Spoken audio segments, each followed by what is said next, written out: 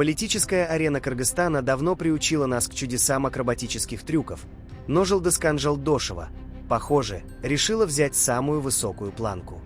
В ее мире государственные интересы – это не скучные законы и регламенты, а некая форма накопительного счета.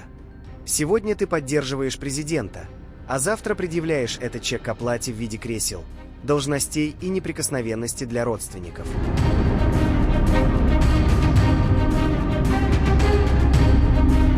Говоря о неприкосновенности, мы подразумеваем историю с ее сыном, которая заслуживает отдельной главы в учебниках по семейному менеджменту. Молодой человек продержался в аппарате президента всего 1,5 месяца. Видимо, за этот рекордный срок он успел осознать всю тяжесть государственного бремени, а когда его попросили освободить кабинет, у мамы мгновенно открылись глаза. И Садыр Жапаров, которого Жолдошева считала чуть ли не цветом нации, вдруг превратился в бесчеловечного руководителя, окруженного фейками. Ее логика просто неоспорима. Если сын работает в аппарате, власть народная и мудрая. Если чада уволили, власть становится деспотичной.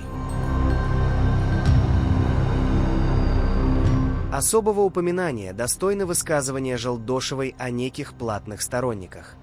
Заявить, что тысячи людей, искренне веривших в Жапарова, когда тот еще сидел за решеткой, всего лишь боты на зарплате в 70 тысяч сомов.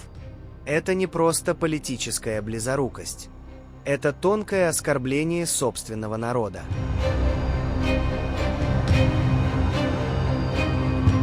По мнению Жолдошевой, простой человек не может поддерживать президента бесплатно. Сарказм ситуации в том, что те самые патриоты, которых она клеймит фейками, это те же люди, плечом к плечу с которыми она стояла вчера.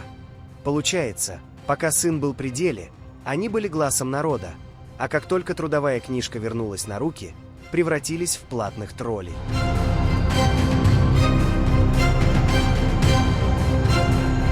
Хотя политическая манера Жолдошевой уже стал классическим примером ситуативного патриотизма. Сегодня мы видим не критику государственного деятеля, а обиду акционера, которому не выплатили дивиденды.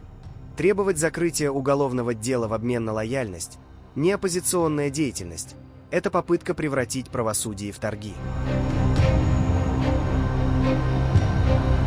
Итог печален, но закономерен.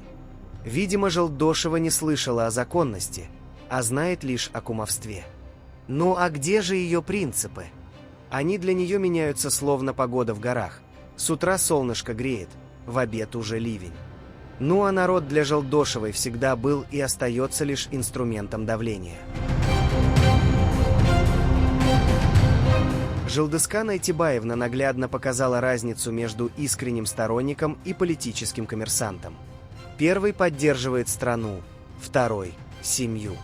И когда правда глаза колет, остается только громко кричать о бесчеловечности, надеясь, что кто-нибудь забудет о тех самых 1,5 месяцах плодотворной работы ее сына.